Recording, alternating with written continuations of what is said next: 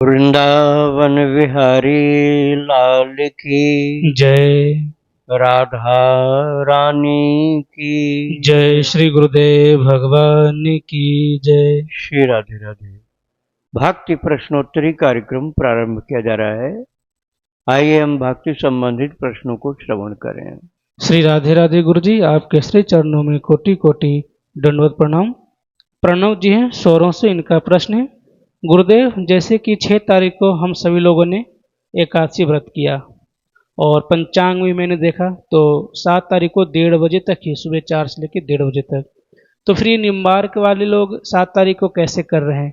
ये अलग क्यों करते हैं? इनका अलग करने का क्या मतलब है? यह संप्रदाय के अनुसार थोड़ा थोड़ा सा भेद रहता है। तो इसमें मुख्य आप कर्मकांड को मत मानिए, भक्ति को मानिए। यदि आप भक्ति को मुख्य मानेंगे तो सारा विवाद समाप्त हो जाएगा, क्योंकि हमारा जो भी उद्देश्य है एक ही होना चाहिए। उन उद्देश्यों में एक ही मुख्य होना चाहिए कि हमें प्रभु से प्रेम करना, भगवान की भक्ति करनी, और इसके लिए हमको व्रत करना है, जप करना, ध्यान करना, पूजा पाठ करना है। कर्मकांड के लिए नहीं करना, अपने भगवान की प्रीति के लिए करना। तो फिर हमको किसी के कर्मों के दोष या कुछ अवगुण नहीं दिखलाई पड़ेंगे। फिर हमको केवल अपना जो लक्ष्य है, टारगेट जो है कि हम ठाकुर जी की तरफ बढ़ रहे हैं कि नहीं बढ़ रहे हैं, हमारा प्रभु से प्रेम हो रहा है कि नहीं हो रहा है, बस हमको अपना देखना है। सबका अन्वेषण आकलन आपको नहीं करना है। अपनी भक्ति बढ़े, यही लक्ष्य रख करके व्रत भी उतना ही करो जितने से भक्ति में बाधा न पड़े। ऐसा नहीं कि आप ज़्यादा व्रत कर लिए और फिर भजन पूजन छोड़ दिए और बेहोश से पड़े हुए हैं, तो लाभ क्या होगा फिर। श्री राधे राधे। सरबजीत जी हैं कनाडा से, इनका प्रश्न है, पूज्य श्री हनुमान प्रसाद पोद्दार जी के बारे में है। मैंने उनका भक्त चरितावली सुना है आपके श्री मुखारबिंद से भक्ति आश्रम चैनल पर। जब भी मैं उनके विषय में सुनती हूँ और उनकी महानता और भक्ति की स्थिति के बारे में सुनकर मन में प्रसन्नता आता है कि उनके ऊपर ठाकुर जी की इतनी कृपा कैसे थी। क्या उनकी पिछले जन्म की भक्ति के कारण ऐसा था या इसी जन्म की भक्ति से उनको यह सब प्राप्त हुआ था? अगर पिछले जन्म की भक्ति थी तो कैसी भक्ति थी उनकी जो इतने महान संत हुए? वो उनकी दिनचर्या, भक्ति भाव और भगवत साक्षात्कार के बारे में सुनने की इच्छा होती है। और मैंने सुना है कि वो राधा भाव को प्राप्त थे। यह राधा भाव क्या होता है? श्री राधे राधे। राधा भाव को पूरा पूरा समझना सरल बात नहीं है। ऐसे आप समझ लीजिए कि चैतन्य महाप्रभु एक ऐसे हुए जो भगवत अवतार ही थे, वो राधा भाव भावित थे। बात यह था कि श्री राधा रानी विरहिणी के रूप में अश्रु विमोचन करती थी, और कन्हैया ने उनकी विरह दशा को जब देखा तो उन्होंने कहा था कि मैंने ये यथा माम प्रपद्यन्ते तांस तथैव भजाम्यहम् की बात को सत्य करने का निर्णय लिया है। तुम्हारे जैसा मेरे अंदर विरह और व्याकुलता कभी नहीं होती है राधा। तुम्हारे जैसा मेरा भी कभी विरह का जीवन हो सकता है क्या? ऐसा लगता नहीं, लेकिन मुझे करना चाहिए। नहीं तो मैं तो जो मेरे वचन है कि जैसा जो मेरे लिए करता मैं उसके लिए वैसा करता हूँ। ये यथा माम प्रपद्यन्ते तांस तथैव भजाम्यहम्, तो ये तो झूठा हो जाएगा। तो मैं एक जन्म ऐसा लूंगा जिसमें राधा भाव भावित होकर के ही मैं कृष्ण के लिए जैसे राधा रुदन करती है ऐसे मैं रुदन करूंगा। तो श्री राधा जी ने कहा था ठीक है, मेरा रूप आपको लेना पड़ेगा, अर्थात मेरा रंग लेना पड़ेगा। श्याम सुंदर की जगह गौर सुंदर बनना पड़ेगा। अभी तो आप श्याम सुंदर हैं, और वह चैतन्य महाप्रभु का अवतार आपको लेना होगा जिसमें आप गौरांग महाप्रभु बन जाओगे। श्याम सुंदर नहीं, गौरांग महाप्रभु बन जाओगे, तब मेरा भाव आपके अंदर रुक पाएगा। तो महाप्रभु के अंदर वो भाव तो प्रत्यक्ष था। लेकिन कभी कभी ये भाव देखने को मिला था श्री हरि बाबा के अंदर भी। हरि बाबा के पास आते थे महाप्रभु, ये पोद्दार जी महाराज आते थे बांध पर, और दोनों लोग एक साथ बैठते थे, बड़ा अद्भुत दर्शन होता था। तो शुरू में ऐसा प्रकट नहीं हुआ था पोद्दार जी के साथ। पोद्दार जी की जो भावना थी स्वार्थ विहीन थी। पहला गुण ये है, आप देखो कितना स्वार्थ विहीन हो सकते हो, सारा जीवन स्वार्थ से भरा हुआ, पहुंच जाओगे राधा भाव में। पहले कुछ स्वार्थ त्यागना तो शुरू करो। अरे उनको भारत रत्न दिया जा रहा था, स्वयं जवाहरलाल नेहरू और गृह मंत्री यहाँ के जो थे वो दे रहे थे, प्रार्थना कर रहे थे, और पोद्दार जी ने हाथ जोड़ करके मना कर दिया कि मुझे भारत रत्न पुरस्कार नहीं चाहिए, मैंने जो कुछ किया और करता हूं अपने प्रभु के लिए करता हूं, पुरस्कार पाने के लिए नहीं करता हूं।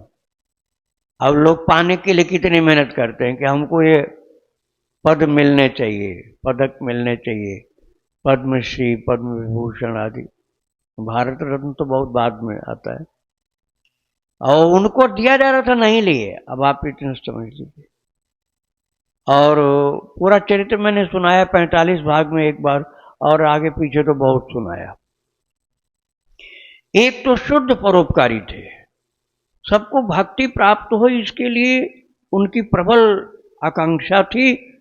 उनके अपने कोई स्वार्थ के लिए नहीं, संसार का कार्य भगवत भक्तिमय हो जाए इसके लिए कर रहे थे। वो कृष्ण की सेवा कर रहे थे, तो कृष्ण भगवान ने ही उनके अंदर वास कर लिया। यहाँ तक कि कई लोगों ने देखा था कि उस समय कंप्यूटर नहीं होता था, वो लिखा पढ़ी सब हाथ से ही होती थी। तो वो लिखते थे, प्रूफ रीडिंग करते थे, और वो पर्चा जब बढ़ाते थे तो स्वयं कृष्ण हाथ में लेते थे। ऐसा लोगों ने दर्शन किया था कि पोद्दार जी प्रूफ रीडिंग करने के बाद जो कागज आगे बढ़ाते थे हाथ से, तो उसको कृष्ण अपने हाथ में लेते थे उस कागज को। ये बात रहस्य की थी, राधा बाबा ने बात बताई थी कि आप जाकर देखो पहले कौन लेता हो कागज। ऐसी ऐसी अद्भुत बातें। तो पहले तो गोपी भाव भाविता हो गए, फिर सहचरी भाव में हो गए, फिर सहचरी भाव के बाद में वो राधा भाव भावित हो गए। बहुत ऊंची दशा होती है वो, वहां पर शरीर रुक नहीं सकता है किसी का, जल जाएगा।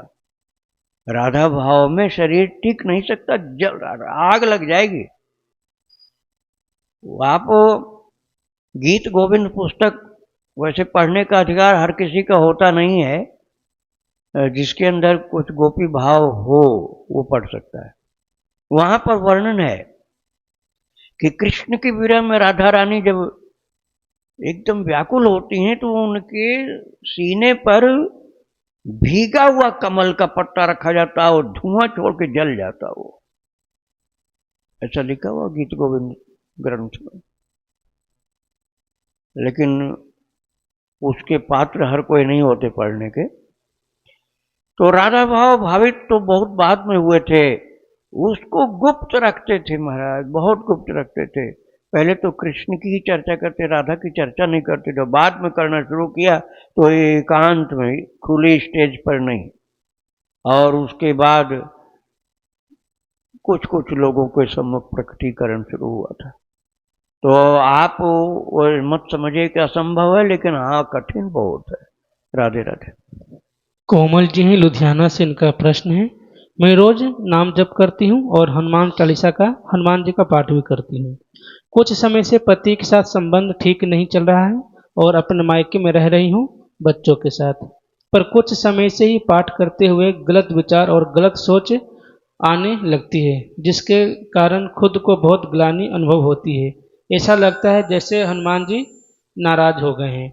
ऐसे भाव नहीं आने देना चाहती हूँ पर खुद ही आते हैं, मैं क्या करूं? आप हनुमान जी को राम नाम सुनाइए, जैसे श्री राम जय जय राम, श्री राम जय जय राम। बस हनुमान जी को ही सुनाते जाइए और प्रभु का और भगवान के भक्तों का चरित्र सुनाइए। हनुमान जी उससे प्रसन्न होंगे और फिर दोषों का मार्जन कर देंगे। आपके लिए सब सरल हो जाएगा भक्ति मार्ग। हनुमान जी की कृपा पाने के लिए बहुत पवित्रता भी चाहिए, बहुत शुद्धता, सच्चाई, पवित्रता, भोजन में भी, आचरण में भी, सोच विचार में भी। स्त्री के लिए हनुमान जी को स्पर्श करना अशुद्ध अवस्था में पूरा वर्जित है, और समय में वात्सल्य भाव से हनुमान जी की सेवा आप कर सकते हो, लेकिन अशुद्ध अवस्था में नहीं कर सकते हैं। श्री राधे राधे। रौनक जी हैं दिल्ली से, इनका प्रश्न है, सत्संग में सुनता था कि गृहस्थ को किसी के यहाँ भोज या दान ग्रहण नहीं करना चाहिए, अगर दान मिले तो उसको भी कुछ दान देना चाहिए। इसके बारे में मैं कृपया जानना चाहता हूँ। जैसे हम लोग वृंदावन संतों के पास जाते हैं तो वह लोग बोलते हैं कि आपको प्रसाद ग्रहण करना ही है, ऐसी स्थिति में एक गृहस्थ को क्या करना चाहिए? श्री राधे राधे। देखो भाई, एकदम विरक्त कोई हो,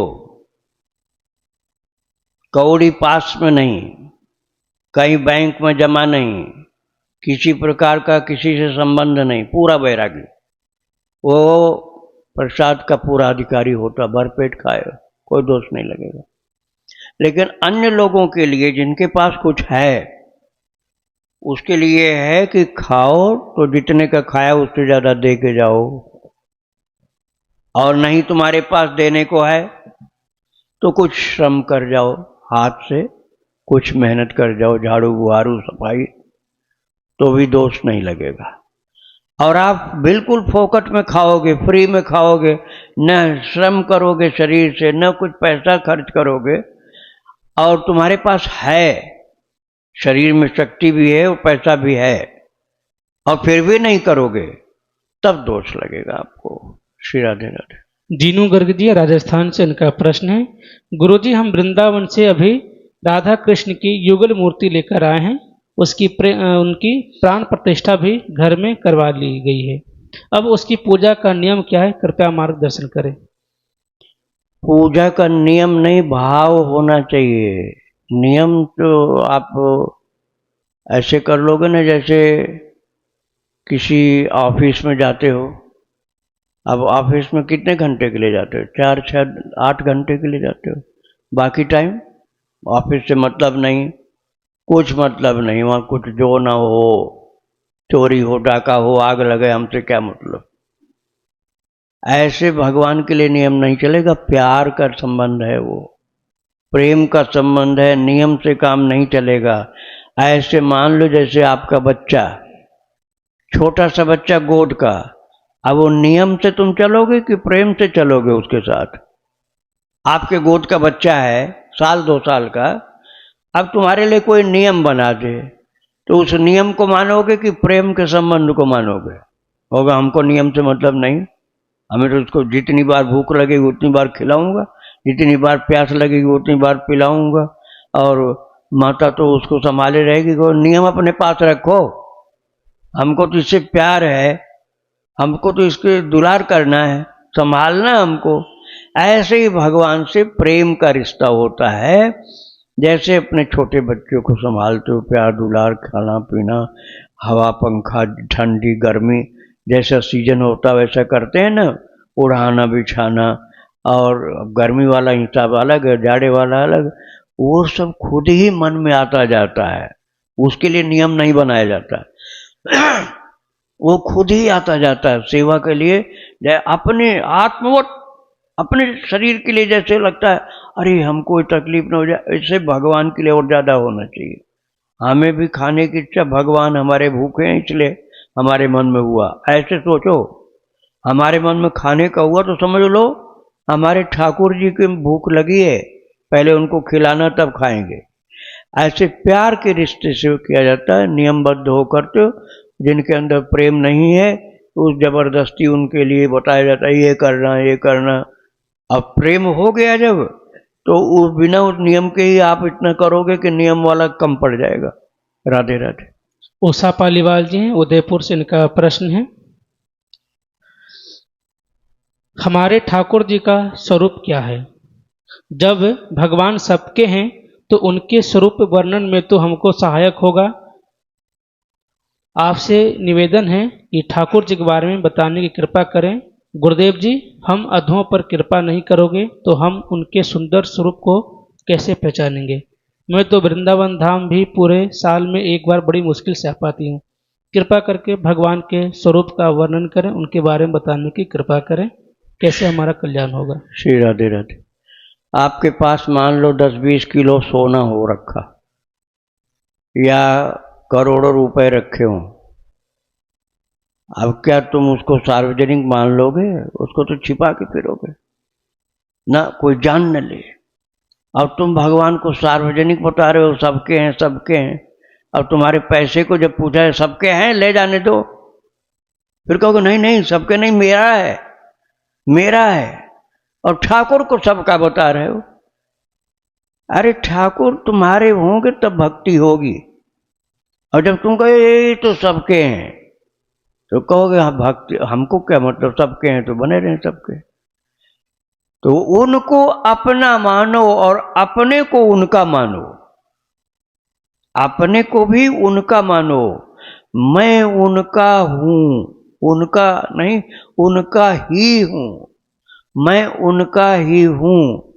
हनुमान जी से पूछा जाता है अपना परिचय बताओ हनुमान जी, बोलते दासो हम कौशलेन्द्रस्य रामस्य क्लिष्ट कर्मण हनुमान शत्रुसैन्यानाम निहंता मारुतात्मज।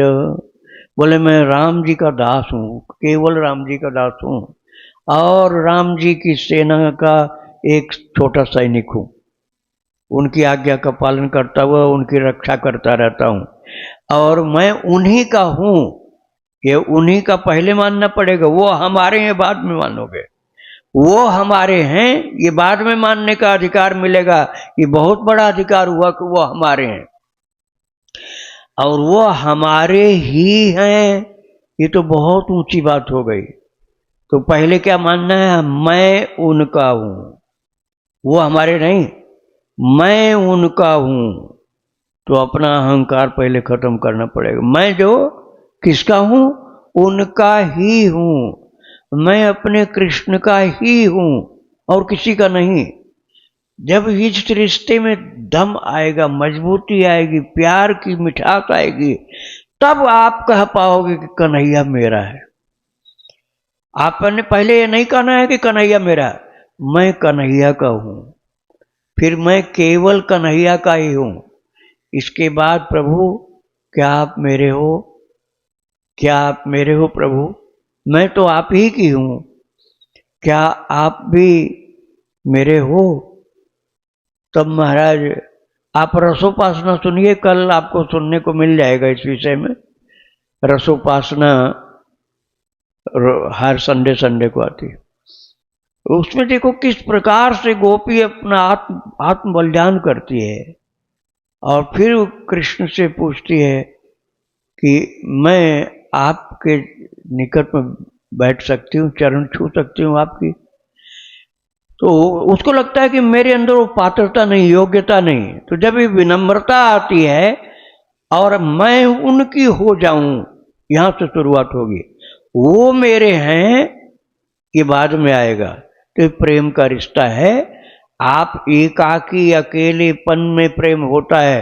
जब अपने भगवान को कहोगे तो सबके हैं, तब तो प्रेम नहीं हो पाएगा। सबके हैं तो फिर लोग कहेंगे सबके हैं, तो फिर काहे तुम्हारे हैं। अपने ठाकुर जी अपने हैं, उनसे अकेले में बात करनी, उनसे प्रेम करना, उनकी सेवा करनी है। धीरे धीरे मैं हूं इनका, उसके बाद वे मेरे हैं, ऐसा रिश्ता पक्का होता है। श्री राधे राधे। कृष्ण प्रिया जी हैं कर्नाटक से, इनका प्रश्न है, गुरुजी फोन कॉल से दिया हुआ नाम दान को नाम दीक्षा माना जाता है क्या? फोन कॉल से, मोबाइल से? हाँ।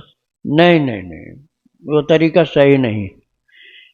कान में डायरेक्ट, दाहिने कान में मंत्र दिया जाता है, विधि यही है। दाहिने कान में मंत्र दिया जाता है, वो भी थोड़ा गोपन करके, सार्वजनिक रूप से नहीं, एक वस्त्र का आवरण डाल करके, विधि ऐसी होती है। अब फोन से मंत्र देने में सामने तो व्यक्ति रहेगा नहीं, हम पूरा पूरा उसको देख करके समझ नहीं पाएंगे, वो हमारी बात नहीं समझेगा। इसलिए कोई हाँ एक नाम बता सकते हैं, लेकिन दीक्षा की विधि नहीं है वो। हाँ कोई पूछता है कि क्या जपें, राम राम जपें या सीताराम या राधे श्याम या श्री राम जय राम, इस बात को तो फोन से बताया जा सकता। लेकिन दीक्षा की विधि यही है कि आपको पास में आना पड़ेगा, उसके लिए पात्रता भी चाहिए। श्री राधे राधे। इनका दूसरा प्रश्न है, गुरु अपराध से कैसे मुक्त हो? गुरु अपराध आपने कैसा किया है इसको तो पहले समझना पड़ेगा। यदि आपने झगड़ा झंझट में, जैसे संसार में बाप बेटे अदालत में खड़े हो जाते हैं, बाप बेटा अदालत में खड़े हो गए और प्रॉपर्टी के लिए कि बड़े बेटे को ही सब दे रहे हैं और छोटा उनके ऊपर मुकदमा ठोक दिया है पिताजी के ऊपर, पूरी प्रॉपर्टी बड़े को दे रहे हैं, मुझे नहीं दे रहे हैं। अब वो दुश्मन मान रहा बाप को, अपने पिताजी को ही दुश्मन मान रहा, और पिता भी चाह रहा है कि जेल में बंद कर दें मुझको। अब ऐसे कहीं धन संपत्ति के बंटवारे में, आश्रम के लालच में, कहीं कोई चीज में हो गई लड़ाई इस पर लालच वाली, तो कहाँ फिर रहा वो जो संबंध होता है आदर का, वो तो खत्म हो जाएगा, तो बहुत बड़ा अपराध हो जाएगा। इसलिए त्याग की भावना पहले तो होनी चाहिए, त्याग की भावना, स्वार्थ की भावना को त्यागो और सेवा की भावना अंदर पैदा करो, सम्मान और सेवा की भावना पैदा करो। जैसे एक गुरु, जैसे पिता के लिए होता है, प्रातःकाल उठ के रघुनाथा, मात पिता गुरु ना वही माथा, ऐसे आए सुमांगी करहीं सब काजा, ये गृहस्थ की बात है। ऐसे ही संत के जीवन में होता है कि गुरु के प्रति बिल्कुल उन्होंने कहा था ना, विश्वामित्र जब राम जी को लेके गए थे, दशरथ जी ने कहा था तुम मुनि पिता आन नहीं को, आज से पिता आप हो गए। राम जी लक्ष्मण जी को ले गए विश्वामित्र, तो दशरथ जी ने कह दिया आज से आप इसके पिता हो गए। तो गुरु और पिता लगभग बराबर माने जाते हैं, और जितना ही स्वार्थ से मुक्त होते हैं उतना ही कृपा और शक्ति प्रकट होती जाती है। श्री राधे राधे। पुष्पा जी हैं बहादुरगढ़ हरियाणा से, रामानुज संप्रदाय से दीक्षित। इनका प्रश्न है, हमारे घर में भगवान के ठाकुर लड्डू गोपाल, युगल सरकार, लक्ष्मी नारायण, सीताराम, शालिग्राम, माता रानी, नर्मदेश्वर, हनुमान जी छोटे छोटे विग्रह में विराजमान है। ठाकुर जी, माता रानी, शालिग्राम, नर्मदेश्वर हर दिन स्नान करवाती हूँ, पर और स्वरूपों को शुक्ल एकादशी या कोई पर्व त्योहार पर ही करवाती हूँ। क्या यह सही है? और घर के हर कमरे में भगवान के चित्र लगे हुए हैं, क्या उनको भी धूप दीप दिखाना चाहिए या सिर्फ पूजा घर में? देखो, प्रेम एक से करना पड़ेगा। एक, जैसे कोई पतिव्रता स्त्री हो और संयुक्त परिवार में रहती हो, तो जो वास्तविक प्रेम है उसका पति से होगा, लेकिन उस पति के संबंध के कारण से पति के पिता, माता, भाई और जितने लोग हैं, पति के संबंध के कारण उनको भी भोजन देगी, उनकी भी सेवा करेगी।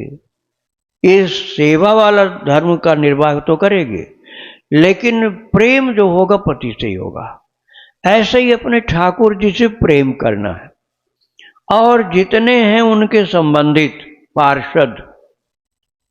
अब जैसे मान लो आपने राम जी से प्रेम किया या भगवान कृष्ण से किया, तो अब आपके पास नर्मदेश्वर है। नर्मदेश्वर का मतलब क्या? शिव जी हैं, शिव जी की मित्रता है उनकी, भगवान के मित्र हैं शिव जी।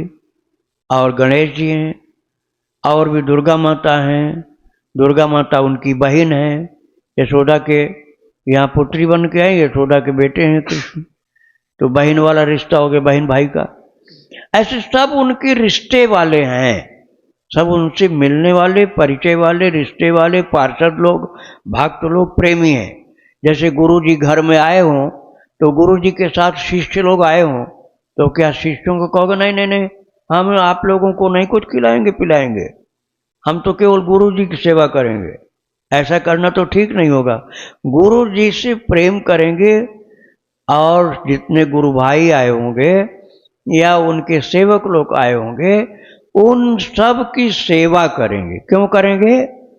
गुरुदेव के ये अपने हैं, हमारे प्यारे के प्यारे हैं। हमारे प्यारे तो हमारे प्रभु हैं, हमारे प्यारे तो हमारे प्रभु हैं, लेकिन हमारे प्यारे के प्यारे जो आए हैं उनसे भी हमारा रिश्ता प्रकारांतर से है।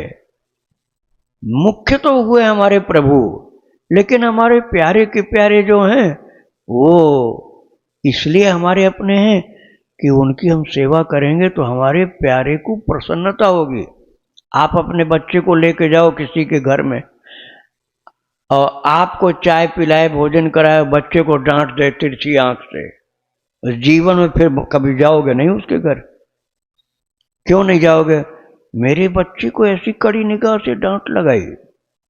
तो ऐसे ही गुरुदेव तो या भगवान को मानो, भगवान तो प्रसन्न हो जाएंगे, लेकिन भगवान के सेवकों का तिरस्कार यदि आपने किया तो उन्हें प्रसन्नता नहीं होगी।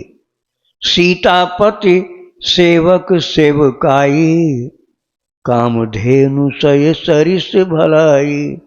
सीतापति के सेवकों की सेवा करोगे तो सीतापति प्रसन्न हो जाते हैं कि हमारे सेवकों की सेवा करता है।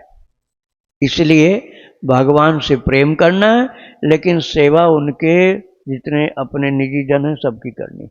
राधे राधे। निखिल चौधरी जी इंदौर से इनका प्रश्न है, महाराज जी यदि किसी ने पहले थोड़ी भक्ति की है और बाद में वह दुराचारी हो गया हो तो क्या उसकी भक्ति नष्ट हो जाएगी और उसकी दुर्गति हो जाएगी? दंड मिलेगा लेकिन भक्ति नष्ट नहीं होगी। 6ठे अध्याय में गीता जी में लिखा हुआ है। गीता जी में लिखा 6ठे अध्याय में भगवान से अर्जुन ने इस तरह का प्रश्न पूछा है, तो भगवान ने कहा उसकी भक्ति का नाश नहीं होगा अर्जुन। न मे भक्त प्रणश्यति, मेरे भक्त की भक्ति का नाश नहीं होगा। उसकी भक्ति के लिए योगक्षेम का वहन करना मेरा कार्य है। हाँ, उसको यमराज की ओर से दंड नहीं मिलेगा, मेरी ओर से उसके सुधार के लिए कुछ दंड मिलेगा। यमराज के दंड का अधिकारी नहीं बनेगा, वो यमराज के ज्यूरिसडिक्शन से बाहर हो जाएगा, क्षेत्राधिकार से बाहर हो। लेकिन भगवान उसके शोधन के लिए, उसके सुधार के लिए कृपा पूर्वक दंड देंगे। जैसे प्यार से अपने बच्चे को थप्पड़ लगाओ, अब नहीं करना है ऐसा, तो बच्चा समझ जाता है मम्मी नाराज होगी इसलिए गड़बड़ी नहीं करनी। तो ऐसे ही भगवान अपने भक्त को जो गलत किया है तो उसको दंड देते हैं, लेकिन कृपा साथ में रहती है और जल्दी से जल्दी उसको शुद्ध भक्त बनाते हैं। तो दंड तो देंगे लेकिन उसकी भक्ति नष्ट नहीं होने देंगे। पिछले जन्म की भक्ति अगले जन्म में उसको प्राप्त होगी। श्री राधे राधे। हिमानी जी उत्तराखंड से इनका प्रश्न है, गुरुजी मैं भक्ति आश्रम के सभी कार्यक्रम बहुत भाव से देखती हूँ। मुझे भक्त के चरित्र सुनना बहुत अच्छा लगता है और साथ ही प्रश्नोत्तरी कार्यक्रम भी बहुत अच्छा लगता है। इस कार्यक्रम से कई सवालों का समाधान मिल जाता है। महाराज जी मेरी बड़ी बेटी की उम्र 16 साल है, लेकिन वह बहुत जिद्दी स्वभाव की है और हठी है। मैंने उसकी जन्म कुंडली एक पंडित जी को दिखाई। उन्होंने कहा कि इसकी कुंडली में मूल नक्षत्र का दोष है, जिसकी वजह से इसके जीवन में बहुत उतार चढ़ाव होंगे, जिस वजह से मेरा मन बहुत परेशान है। महाराज जी मैं क्या करूं जिससे मेरी बेटी का मन पढ़ाई और अध्यात्म में लग सके? आप अपने घर में रोजाना कीर्तन करना शुरू करो, सामूहिक। बाहर के लोगों को बुलाना आवश्यक नहीं है। आपके घर में जो 2, 4, 6, 5 जितने लोग हों वह आप लोग सब एक साथ बैठ करके भगवान के सामने कीर्तन करो। ठाकुर जी आपके घर में जो विराजमान है उन्हीं के सामने बैठो और जो कीर्तन आपको प्रिय लगता हो, जय नारायण नारायण हरि हरि, जय नारायण नारायण हरि हरि, और आपको श्री राम जय जय राम, हरे राम राम राम हरे हरे, हरे कृष्ण कृष्ण कृष्ण हरे। जो कीर्तन आपको प्रिय है वो घर के सब लोग एक साथ बैठ के करो। जो नहीं जोर से बोल पाता धीरे धीरे बोल पाए, जो जोर से बोल सकता है जोर से बोले। कुछ गायन करना है गा करके करना है, वादन करना, बीच में बातचीत नहीं करनी। तो आप उस बच्चे को भी बैठाओ जिसकी बात आप कर रहे हैं, धीरे धीरे स्वभाव में उसके जीवन में परिवर्तन आएगा, भक्ति अंदर आएगी और जो गड़बड़ी है वो सब ठीक हो जाएगी। श्री राधे राधे। गुरुजी, तिलक लगाने का कैसे, उसकी क्या क्रिया विधि है, उसको कैसे लगाते हैं? एक साइड साइड में सफेद करके बीच में एक पीला लगा सकते हैं, या तीनों पीला ही लगाते हैं, या तीनों सफेद ही लगाते हैं? हाँ बताते हैं, अब दे देंगे। अब बहुत सावधानी से सुनो, आप बहुत थोड़े में समझना है जी। तो आप ये समझ लो कि आपने दीक्षा लिया है तो आपके गुरुदेव जो तिलक लगाते हैं वही आपको लगाना है, एकदम सीधी बात। लेकिन यदि आपने दीक्षा नहीं लिया है तब फिर आपको आपके आराध्य को जो तिलक लगता है वो तिलक लगाओ। गुरुदेव वाला तो दीक्षा वालों के लिए, और दीक्षा नहीं लिया है तो आप भगवान कृष्ण को मानते हो तो कृष्ण का जो तिलक लगाओ वो लगाओ। राम को मानते हो, राम का जो तिलक लगा वो लगाओ। शिव जी के भक्त हो तो शिव जी को जो तिलक लगता है ये लगाओ। राम जी का खड़ा है, भगवान कृष्ण का खड़ा, शिव जी का धनुषाकार, और देवी माता का एक बिंदी है, ठीक है। अब इसमें भेद बहुत है, जैसे श्याम बिंदी, एक तो श्याम मतलब काली बिंदी, और एक है लाल बिंदी, एक सफेद बिंदी छोटी छावनी वालों की, और एक है पीले रंग की बिंदी। अच्छा, अब ये खड़े वाले में भी कई भेद हैं, संप्रदाय के अनुसार से और द्वारा के अनुसार से। वो तो बहुत विस्तार की बातें हैं, उसको समझने के लिए बड़ा अच्छा अध्ययन समझदारी चाहिए, और दीक्षा प्राप्त हो उसी के लिए इन सब की जरूरत पड़ती है। और बिना दीक्षा वालों के लिए बस अपने ठाकुर जी का तिलक देखो वो लगाओ। और इसका महत्व क्या है ये समझ लो कि जैसे हमारे ठाकुर जी के दो चरण, ऐसे भगवान ने मान लो सामने भगवान लेटे हैं और दोनों चरण हमारे लगा दिए यहाँ, एक चरण इधर लग गया एक चरण इधर, और चरण में उनके खूब चंदन लगा हुआ था। भगवान के चरण में खूब चंदन लगा हुआ था, और भगवान ने एक चरण इधर लगा दिया हमारे, एक चरण इधर लगा दिया। अब जो छाप पड़ गई ना चरणों की, वही ये चंदन है, तिलक है। अब इसके बीच में जो लगाते हैं इनको श्री बोलते हैं। श्री मतलब लक्ष्मी जी, राधा रानी, सीता जी, उनको श्री कहा जाता है। तो उनको बिंदु चाहे लगाओ चाहे पतला सा लंबा कर दो नीचे से ऊपर, ये श्री जी हैं। सफेद करोगे तो शुक्ल श्री हैं, लाल करोगे रक्त श्री हैं, काला करोगे श्याम श्री हैं, पीला करोगे पीत श्री हैं, और ये दोनों चरण हो गए भगवान के, ठीक है। ये मुख्य मुख्य हमने बताया आपको। अब नीचे यहाँ पर जो लगाते हैं नाक पर, इसको सिंहासन बोलते हैं, सिंहासन।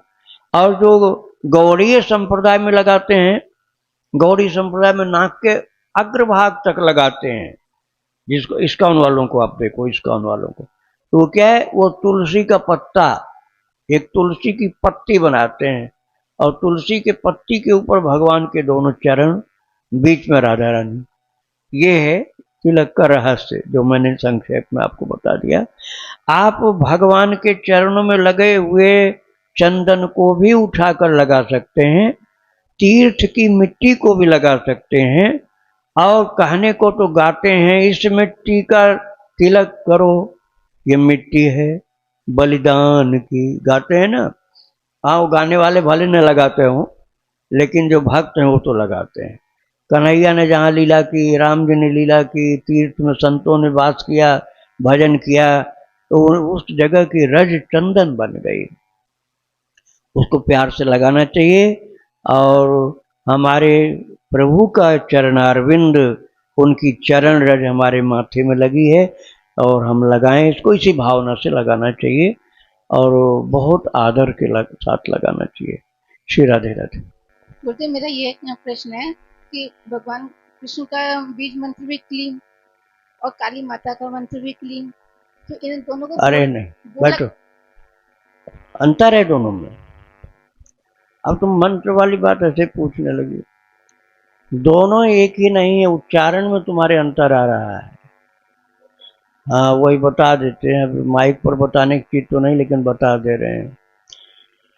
उड़िया बाबा के बाबा थे, इनके पितामह, ग्रैंडफादर, वो काली के भक्त थे और बीजाक्षर कृष्ण का बोल रहे थे, बीज मंत्र। तो काली जी ने ऐसे एक थप्पड़ लगा दिया प्रकट होकर, और मुंह घूम गया, जिंदगी भर मुंह घूमा रहा, सीधा ही नहीं हुआ कभी। तो इसका मतलब ये हुआ कि बीजाक्षर बोलने के लिए बहुत अलर्ट रहना चाहिए, अशुद्ध उच्चारण नहीं होना चाहिए, नहीं तो सीधा सीधा भगवान का नाम जप करो, सीधा सीधा भगवान का नाम जप करो, राम की जगह मरा बोलोगे भी तब भी दंड नहीं मिलेगा, कल्याण होगा। और तुम ये बीजाक्षर जो बोलोगे ना, बीज मंत्र, इसमें अशुद्धि नहीं होनी चाहिए। मैं बता तो दे रहा हूं, लेकिन अशुद्धि कर दिया तो दोष लगेगा, पाप लगेगा। फिर भी मैं बता दे रहा हूं। लिखने में कई लोग म लिख देते, कई लोग बिंदी लगा देते हैं। ऊपर बिंदी लगा दिया, वो तो क्लीन हुआ, वो देवी का मंत्र। और जहां आगे म हलंत लगा है, वो क्लीम हुआ। अंतर अब सुन लेना, यूट्यूब में जाके अब पहुंच जाएगा। दोनों को आप चाहे जितनी बार क्लियर कर लेना। क्लीम हुआ तो काली का हुआ, और क्लीम हुआ तो कन्हैया का हुआ। ये अंतर है, ध्यान रखना। उच्चारण तो जिनका ध्यान कर रहे हो उन्हीं का बीज मंत्र बोलना, नहीं तो दोष के भागी हो जाओगे। श्री राधे राधे।